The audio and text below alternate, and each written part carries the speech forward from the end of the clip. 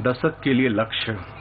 जब हमने 2014 में सरकार बनाई थी, उस समय हमारी अर्थव्यवस्था अनुमानतः 1.85 ट्रिलियन अमेरिकी डॉलर थी। 5 वर्षों के भीतर यह 2.7 ट्रिलियन अमेरिकी डॉलर तक पहुंच गई है। अतः यह हमारी क्षमता के भीतर है कि अगले कुछ वर्षों में हमारी अर्थव्यवस्था 5 ट्रिलियन अमेरिकी डॉलर तक पहुंच जाएगी। फरवरी 2019 में प्रस्तुत 2019-20 के अंतरिम बजट में हमने अपने लिए लक्ष्य रखा था।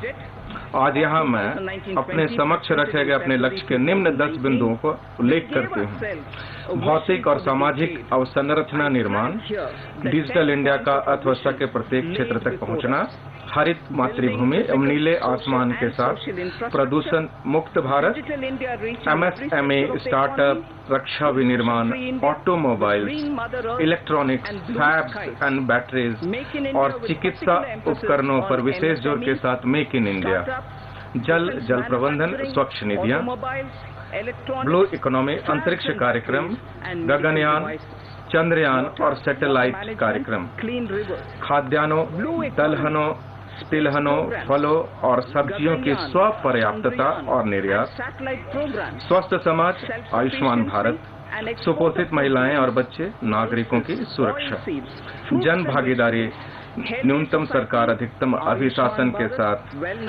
Team India.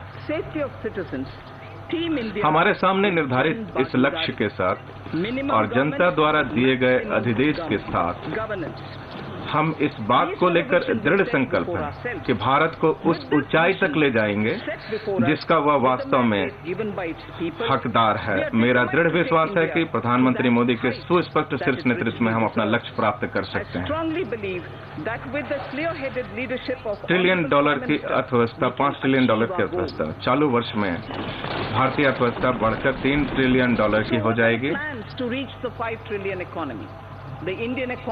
वर्तमान में यह विश्व की 6ठी सबसे बड़ी अर्थव्यवस्था है। 5 वर्ष पहले इसका स्थान 11वां था। क्रय शक्ति की समानता की दृष्टि से हम वास्तव में पहले से ही चीन और अमेरिका के बाद तीसरी सबसे बड़ी अर्थव्यवस्था है। इसे और इससे अधिक प्राप्त करने के लिए हमें अनेक संरचनात्मक सुधार जारी रखने की आवश्यकता है। पिछले 5 वर्षों में हमने अनेक बड़े सुधार, खासकर अप्रत्यक्ष कराधान, दिवालियापन, रियल एस्टेट में देखे हैं।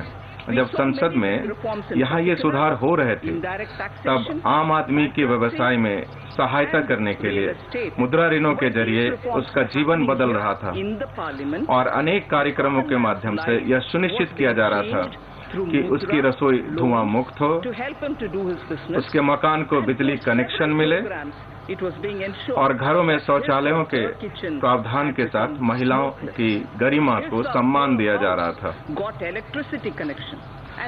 कायाकल्प संबंधी प्रमुख सुधारों के रूप में भी आम आदमी की सेवा की गई और इसे जारी रखने के लिए हमें अवसंरचना, डिजिटल अर्थव्यवस्था और छोटी तथा मध्यम फर्मों में रोजगार सृजन में भारी निवेश करने की आवश्यकता है। माननीय अध्यक्ष महोदय, भारतीय अर्थव्यवस्था को 1 ट्रिलियन डॉलर तक पहुंचने में 55 वर्ष से भी अधिक समय लगा, किंतु जब देश और उसके लोगों के हृदय आशा, विश्वास और आकांक्षा से भरे हुए हैं, हमने 5 वर्षों में 1 ट्रिलियन डॉलर की राशि जोड़ दी है।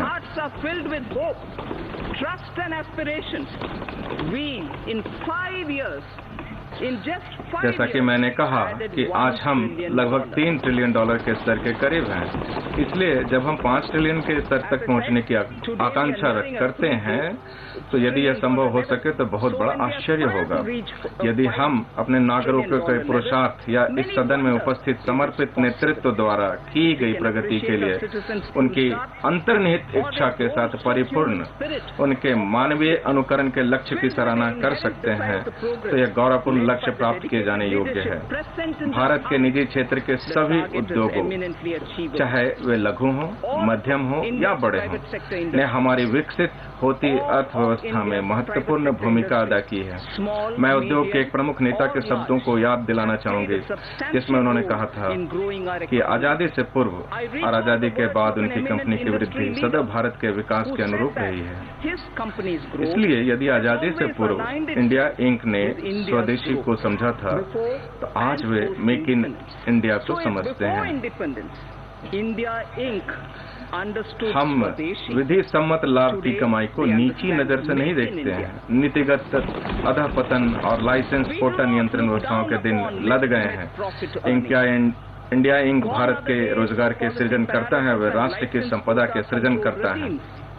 इंडिया इंक साथ ही आपसी विश्वास के साथ हम उत्प्रेरक तीव्र गति का लाभ उठा सकते हैं और निरंतर राष्ट्रीय विकास प्राप्त कर सकते हैं।